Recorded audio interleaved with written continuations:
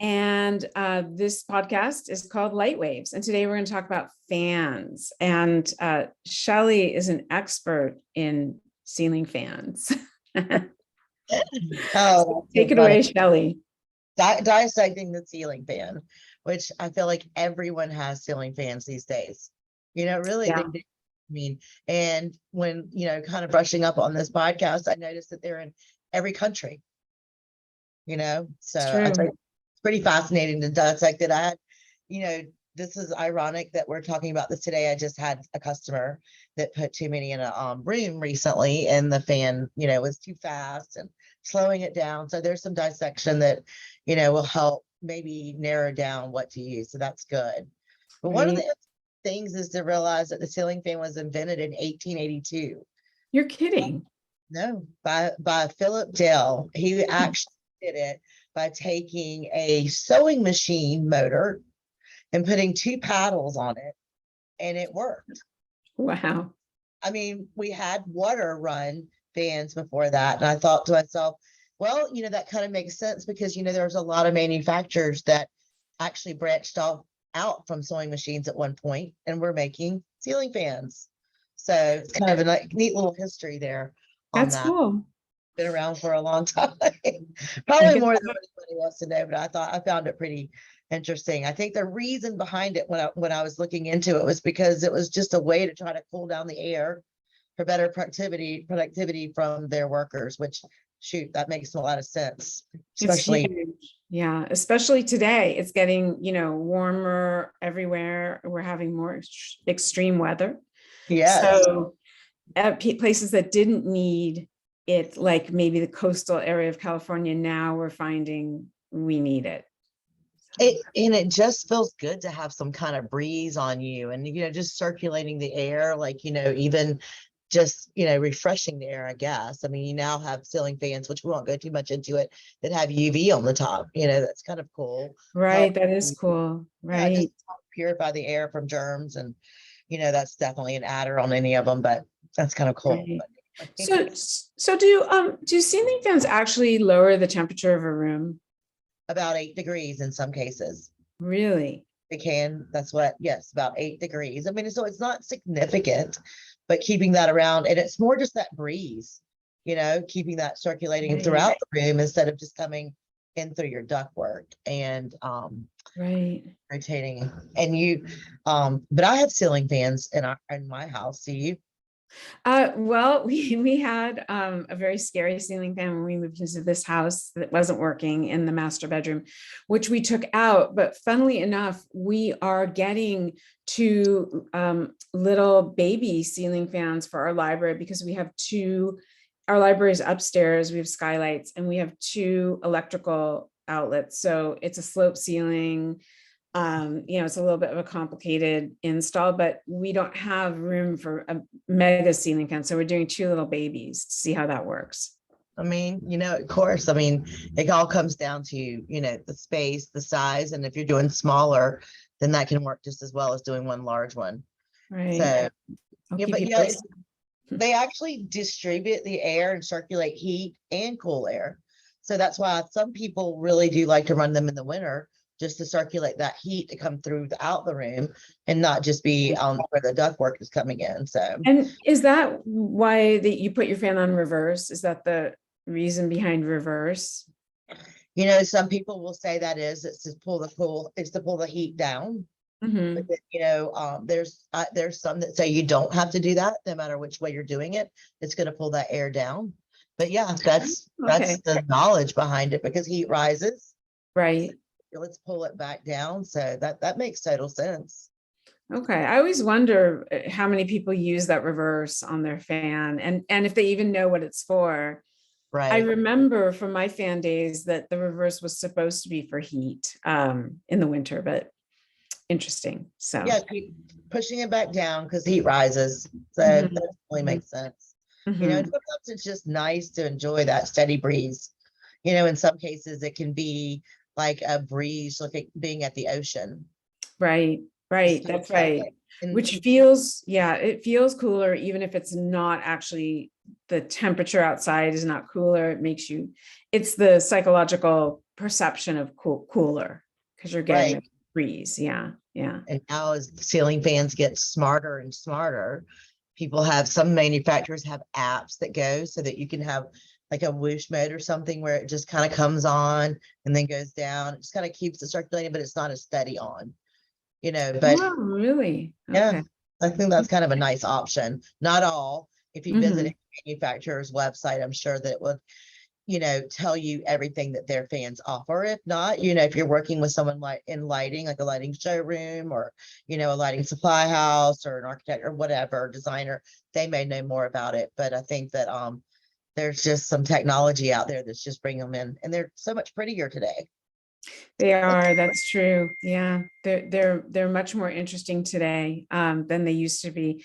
They used to have pull chains, all of them had pull chains that would hang down, and it seems like that there are hardly any of those anymore, the pull chain fans, because you don't need No, one, right? right. You can operate it from a remote control. I would say every manufacturer offers a remote control now. So that's kind of nice if it's remote control, or sometimes an option for a hard wall switch. And then again, more and more offering an app for those who don't want to switch. So you've got so many choices with it these days. Right.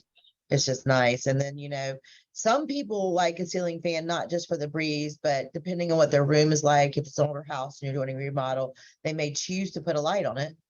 You can do indirect light, or you can do Right. down light, or you can do Right. both.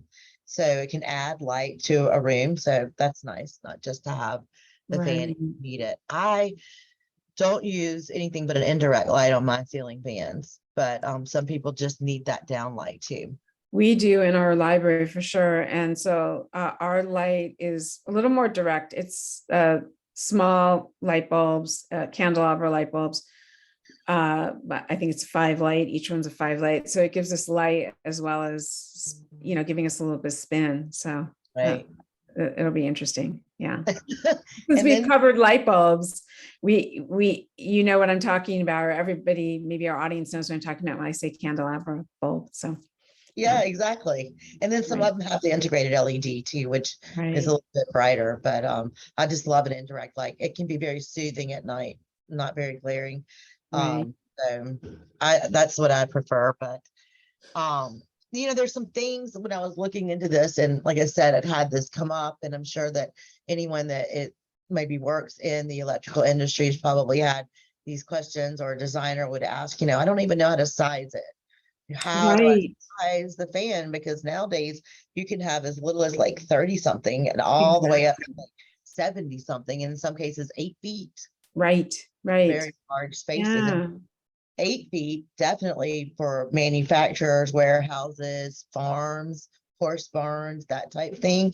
But some of these open spaces can definitely handle that. So it's nice to look a little bit further into how to size the fan to the room.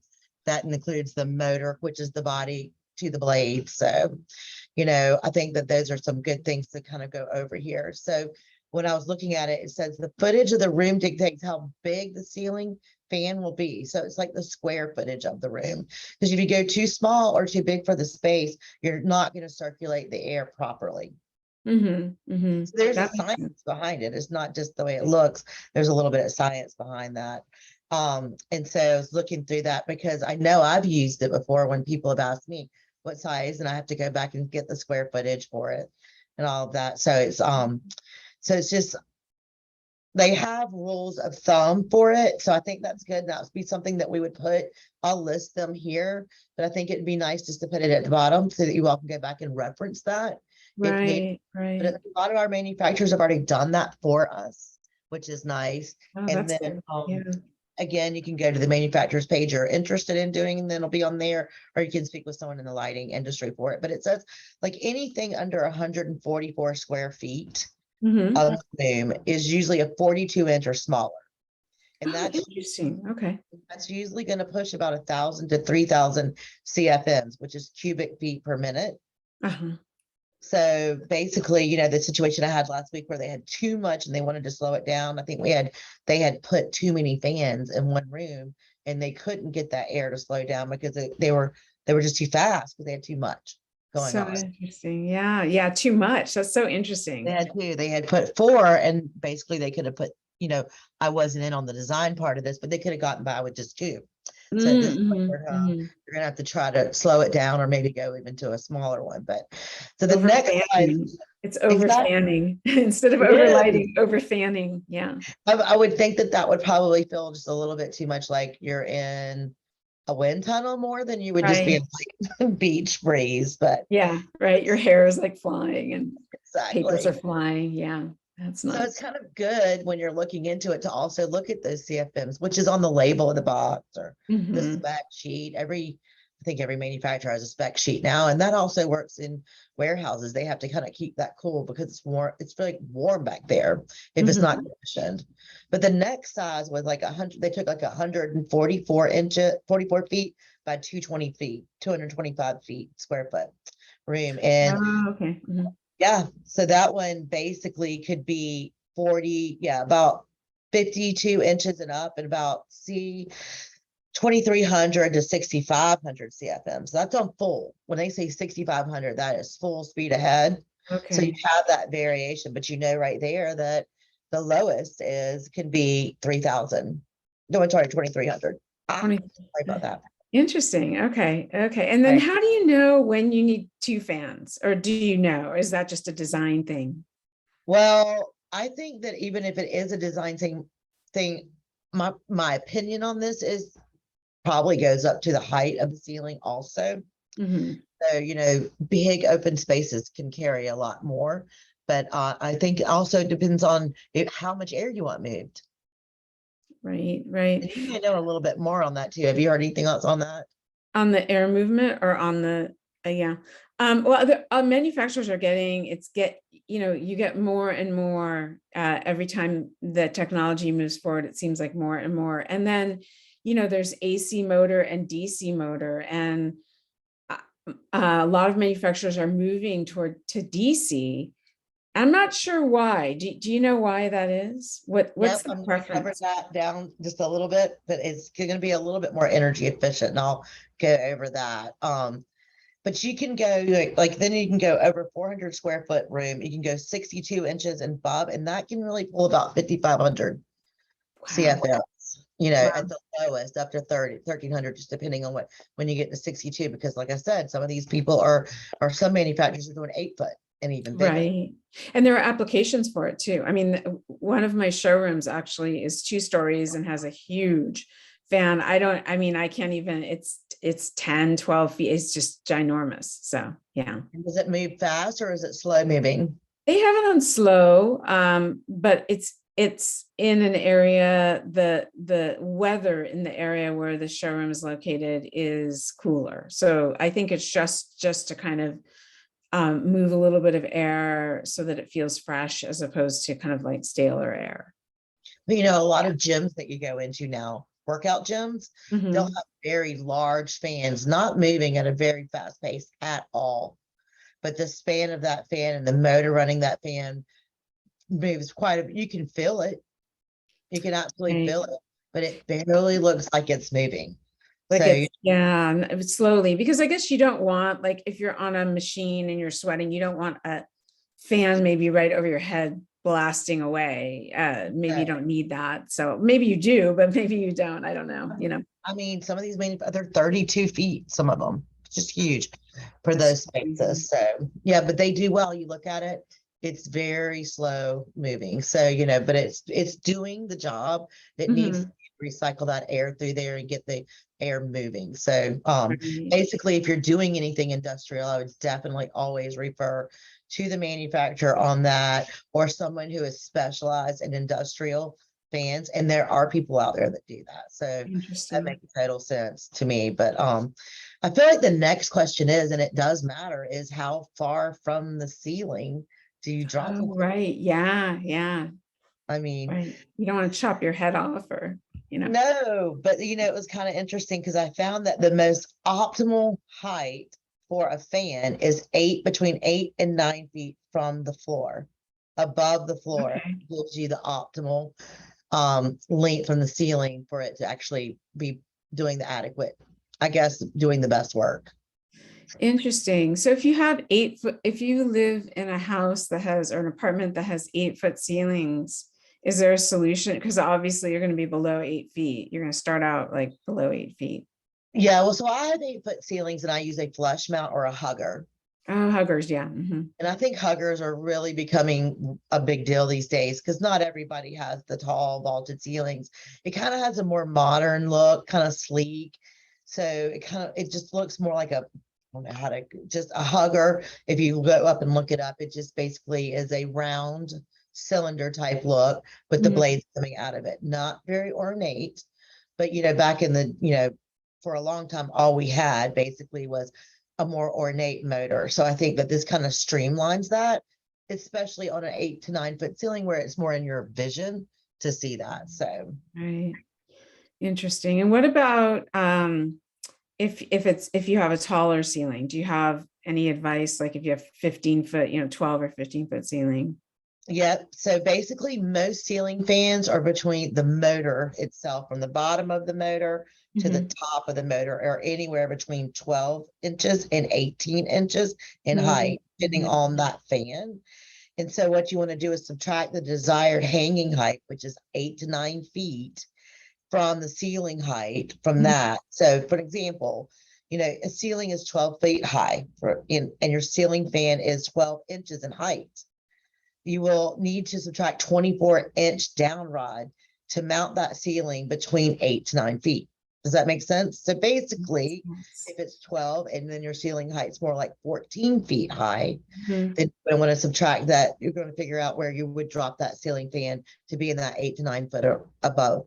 Now that's optimal, but I do know that there are people that have very vaulted ceilings, large ceiling spaces. Right.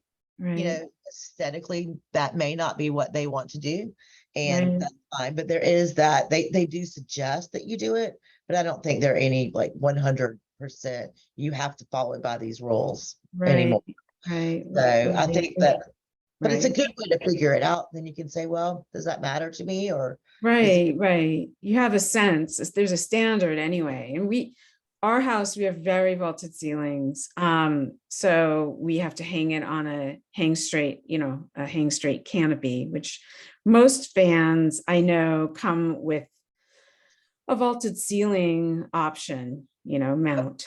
Yeah. They do, which is nice. I think it's always an app. Some of them it's an adder that you need to let them know that you're doing an vaulted ceiling. Some of them aren't, but and that gets into the vaulted ceiling. Pause this for a minute. So I have a vaulted ceiling, we're getting these fans and we have a vaulted ceiling and we have ordered down rods and everything else.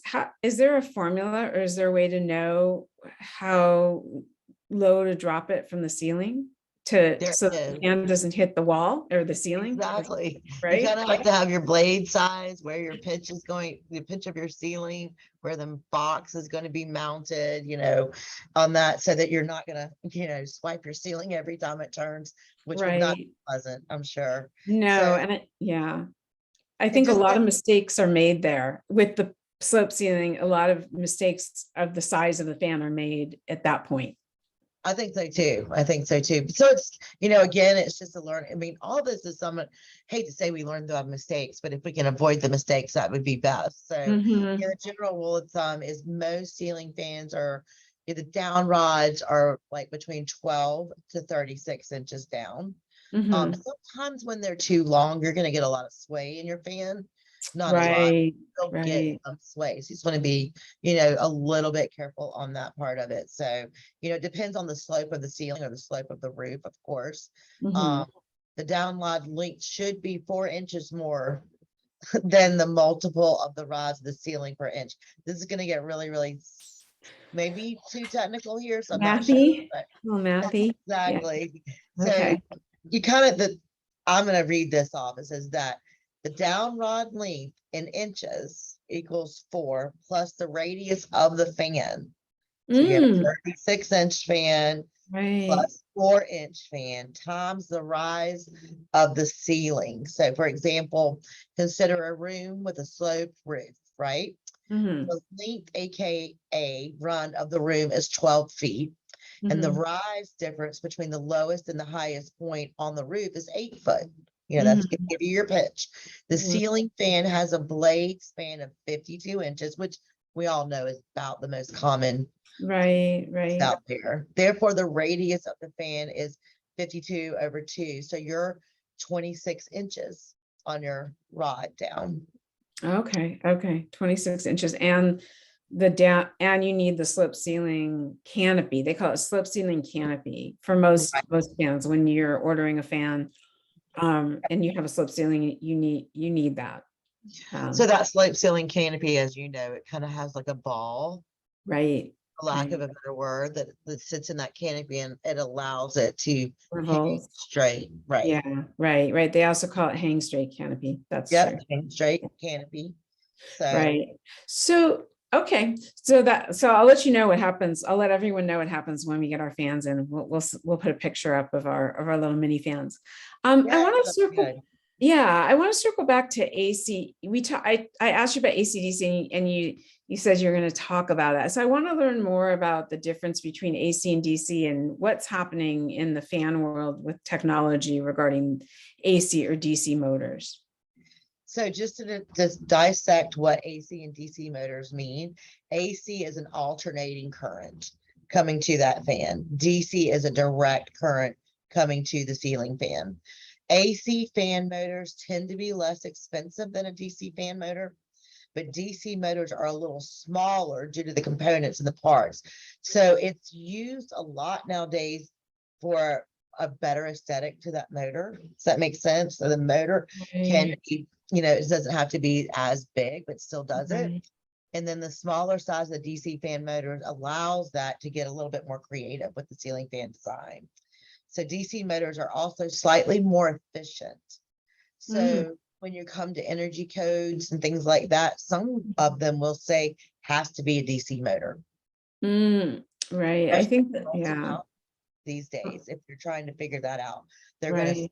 cost on these apartment complexes to use an AC motor because it's just cheaper. The fans are cheaper, but DC motors are going to save them more efficiency. More efficiency. Okay. That makes That would, sense. yeah, so that would be written in the specification from, you know, the electrical engineering side of it, you know, as to which Right. they want, but sometimes during that process that gets changed a little bit, but Right. And I see more and more DC. I see every manufacturer in lighting that does fans moving towards DC. And it's a technology advancement too, because smaller is better, right? And I think with all the smart devices and smart home and integration and all of these buzzwords that we'll touch on in another episode, the fan has to be able to leap in and be part of that whole system too. And the remote, a lot of fan remotes, a lot of fans come with remotes. There really aren't. I mean, there are pull chain fans, but it's not necessary to have to start out with a pull chain fan. And a lot of these remotes can talk to Alexa or Nest or any of these. They can be set up to do that. With possibly it's more expensive, but they can be set up to do that. And while we're talking about AC and DC and all of these other things, there there are interior fans and exterior fans, right? There are the ones that are indoor only, and then there are ones that are, I guess, out indoor. They can go indoors, but they're actually the code, the UL listing is for outdoors. Is that right? absolutely. I want to back up and say one thing about a DC motor fan. They will tend to be quieter, a little bit more Oh, well, so, you know, that's smaller, a little bit silent. And mhm. they have, you know, but the AC, some people will argue that the AC fan motor will last longer. That again, that goes back and looking at your warranties and what you're buying, but you know, and but I just wanted to pull that out because sometimes noise can be a real issue for some people. For I've seen sure. fans and For sure. drivers where some people can really hear it and then other people can't hear it at all. So Right. just to Right. keep that as a rule of thumb, you know, Right. if you've been out there and you've used both, you may not have even noticed it, but it is one of the Right. things they document that. But yes, So when using an exterior fan, there's a little bit of a science to the size of that too, which kind of relates back. But you just want to make sure that that fan is rated for outdoor wet location use, especially Right. not just damp. Like you have a damp location, which can be covered completely, like maybe an outdoor, you know, screened in porch Mm-hmm. or something like that, or you see them at restaurants where you've got open, but it's never really going to hit rain on there. Right, But right, when you're going to be exposed to the element and you could actually have rain come in or water, it's got to be wet location. right, with the little Right, it raindrop. needs to be wet location, right? Right. Okay. Okay. That means it can be sprayed down. Right, exactly. Exactly. You can hit it with water and you don't have to worry about it. That's what wet location means. And those usually the finish or the fan, the makeup of the fan is such that it can endure the outdoor weather and things like that better. Mhm. Um, I think, and I think that It the does. better the fan is, the quieter it is, the better the fan is. The less noise it makes and less it doesn't wobble like the old fans that we used to have. So there's kind of a trend. So I think that the more advanced we get with fans, the better they get overall. Even the cheapest fan is going to perform better than maybe the best fan 20 years ago because it won't wobble and it's just more stable and quieter. And so we're making a lot of advances in technology. But I also want to know, I guess I want to talk about for a minute, how do you know that you're getting a good quality fan? I mean, even like I said, with the advances, even maybe the most basic fan is probably pretty good. Um, I think that it's hard to know. We don't know fan brands really anymore. They're sort of, there's nothing that stands out like it used to be a few manufacturers. Now there are so many manufacturers of fans. But I think the rule of thumb is at a lighting showroom, like a good lighting showroom is going to have a lot of brands of fans, a lot of different designs, and they're going to have like the starter fan all the way up to the fan that, can do your laundry almost, the highest level fan, and priced incrementally depending on the level of fan, sophistication of fan that you're getting. Do you find that in your lighting showrooms too? Well, I mean, I find that across, yes, I do. I find that, you know, every lighting showroom is going to carry whatever brands that they prefer to carry, but um, I think you have some that specialize in ceiling fans that have been around for a long time. I'm always kind of partial to that, looking at how long a company, not saying a new company will not stand the test of time. Right. It's that warranty backup. So, I feel like Right. a company has been around for a long time. I think you need to look at warranties. That's Or true. Yeah. ask somebody, whether you're looking on the internet and just trying to go from manufacturer to manufacturer to see, some people will search that out before they ever walk in to buy it. Who is the That's manufacturer? And I think that some of the cost that goes into what might make a fan more expensive is now the smart technology. Are you paying more because it's going to have smarter? Are you paying more because it's wet location marine grade because you're living at the coast, which is very, Mhm. because you can throw just an outdoor fan out at the coast and it not be a certain marine grade, and you will be replacing that because here we have salt air. I'm sure you do out there Right, too. right. We do So too. Yeah. you want to look at those. I definitely think it's not something, but sometimes people will look at it, and this can be a bit wasteful, and put it up and say, okay, well, I know I'm going to be replacing this, but I do think the parts that they use, it goes down to the motors they may be using. That also goes back to, the same thing that we do with lighting. We sometimes ask for that driver. So if you, as you educate yourself, you might know what better. So, but I tend to like go towards the ones who you do, you just hear more about them. I don't, it's just because they perfected it, or they're Mhm, still learning mhm.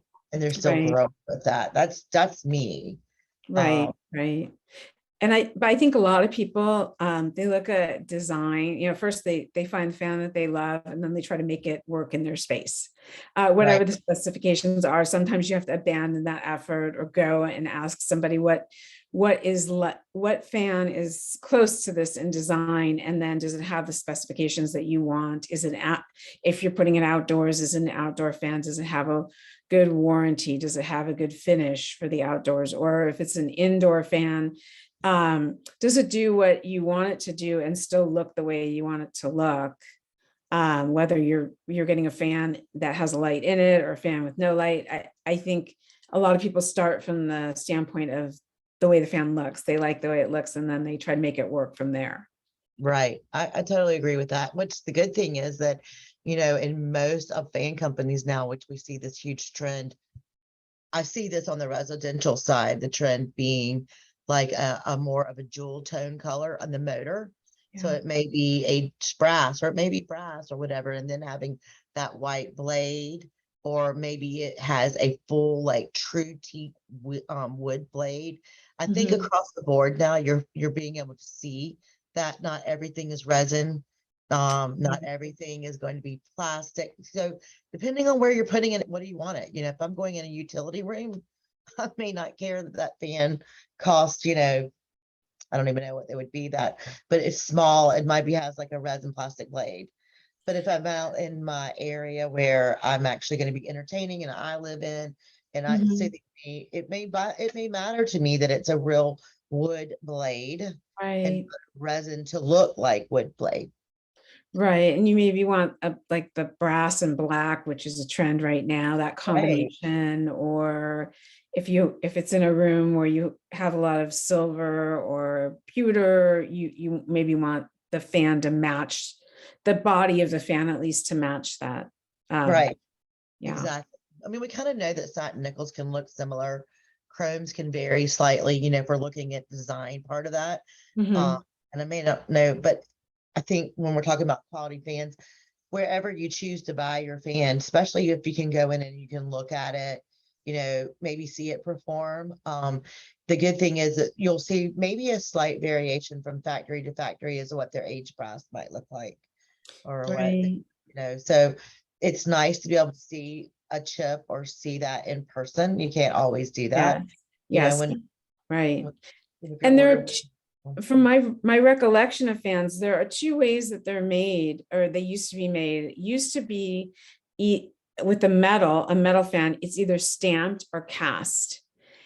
The stamped metal is thinner, kind of looks tinier, like whatever the finish is. If it's chrome, it's like shiny but not polished nicely, versus the cast, the metal gauge is thicker, and the fan just, or whatever the material is, if it's a fan body, it looks richer and more consistent color and doesn't look so tinny. So I don't know if I don't know if they stamp and cast, so they probably do, but the more expensive fans are going to be cast so that you get that rich look in the metal. Mhm. Yeah. That would make sense to me, definitely. But I think one of the good things is so many people are living near the water now too. And if you're going to take that into consideration and you're buying something that's got a great warranty, you're probably going to also be told it might be beneficial to leave that fan running all the time, 24 hours a day. It Really? doesn't have to be on a high speed. I would leave it on a low speed, especially outside, or if it's in an area where you've got outflow coming in through the space from outside and back around. And it's great because keep that as a rule of thumb, because it keeps that motor oiled and running. It's not able to get dried out, or so I did want to bring that up. I think that's a big deal. And And you is can that find, it? I'm sorry. no, and you can find all colors for that too. But I mean, again, Really? looking at that marine grade, just like you would anything near water is nice. So is it the same philosophy as, remember way back when with fluorescents, it's better to just leave them on than to try to power them up and down because it uses a lot of energy to power them up and down? Is that the same idea with the fan staying on all the time, or is it more to do with the mechanics of the fan? I believe it's more to do with the mechanics of the fan. I mean, no matter what, when you're turning lights on and off or up and down, I mean, that does take an initial direct energy to turn that on. So yes, you get a little pulse in that, but you know, with fans these days, and you can look at the label, it will tell you the energy consumption that it uses. Some fans are just phenomenal. Like some fans are using more of like the the energy that we use over in Europe. They're going by their standards, meaning it's even more energy efficient. I'm sure that folks are adopting that now anyways, but you know, looking at that's nice. So some fans you can run 24 hours a day, 365 days, and they may only do like 50 to $60 up on your energy or on your electrical bill, but they're moving your air constantly. They're cooling it or they're circulating your heat down. So it's beneficial to do that.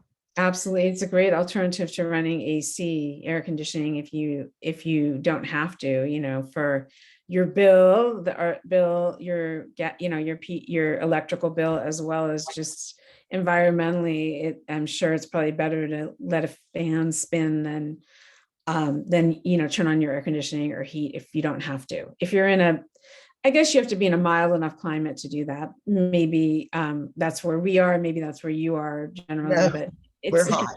you're not. I guess we are. It's nicer to not have to use air conditioning, especially when we don't have it. In California, there are a lot of places on the coast we don't even have AC. We don't have that option. So we really some days need the fans to move, to move things around, get air moving. It's important. It's actually, for people's health, it's important to be able to cool down on really hot Absolutely, days. I could imagine. I mean, here on the East Coast, it's been so humid, which goes back to that smart technology with these fans getting smarter and smarter. And you can program your fans now to keep your room at 72 degrees all the time. But Amazing. here, it's not just going to be the temperature. Some fans are smart enough to actually almost measure the weight of the humidity. Wow, So really? when measuring that weight of that humidity, that also takes into consideration as to how long it's moving and how fast it needs to move to keep that down. And with that smart technology, if you happen to have a second home or you're not at home and on out of town and you hear it's hot, you can go into your phone and like say, okay, I want you to go ahead and keep that cool there. So technology is great. Absolutely, absolutely. So I guess the bottom line is fans are really being used as lights, as functional fans too, but also they've moved so far ahead fashion wise that you can actually find a fan that if you can't use a light, if you need a fan in an area, now you can find a fan that is really cool, has a really cool design that matches your design aesthetic and your the theme of your house, the genre of your house. And they've come so far from that little fan, that little brass fan with the cheap oak blades and the pull chain. It's come a long way. It really has come a long way. And I think that we're seeing them not, like I said earlier, not just residentially, you see them in restaurants. And after this pandemic, I think more restaurants are going to have outdoor spaces. For So sure. with the outdoor spaces, you see so many fans, whether they be on the ceiling, and nowadays you do see them wall mounted, which I think is really great on the oscillate. So yeah, they're just about used everywhere. I see them inside the restaurant. So Yeah, it's becoming a big category in the lighting industry. Because it's easy to control, it's easy to make them smart. And it's easy, a lot of them come smart, but it's really easy to make them smart. And everybody likes that too. So I think it's kind of a win-win. If you have room in your space for fan, I think it's actually become okay in design, especially with the colors, like you said earlier, just all the different styles. Exactly. right. Don't need to Totally be on trend. but Yeah. now I Yeah. can make it fit in and it not like slip out like a sore thumb. So Right. my Right. way that I look at fans is I see, we have fashion fans, and then we used to Mhm. have this grade called the builder grade fan. And that was basically your entry level in, and then you go up from there. Right, right, right. Yeah, they have it. There's a fan for every personality almost now, it seems. So if you're in the market for a fan, you can check out online, you can go to your local lighting showroom, and there's a plethora of choices of fans. If that's what you need, or that's where you want to go with your design, it's like super easy to find something that, you can fall in love with, and it can be a good part of the design of your home. So Absolutely. yeah, yeah. Well, that was a very interesting fact about the origin of fans, and we come such a long way with fans, what, 100 and something years later. So yeah, I think it's great, and I think it's good. They're just going to keep going and keep getting smarter and better, and more choices, more options, and quieter and more energy efficient. So it's a Mhm. it's a good choice anyway. So next time we're going to talk about kelvins, right? We are going to talk about Maybe Kelvin next temperature. time we talk a little bit more in depth about kelvins, and then we have some guests Yes, coming in soon too. absolutely. Absolutely. So everybody, thank you for joining us today, and we will see you next time. Thanks. Bye. Bye.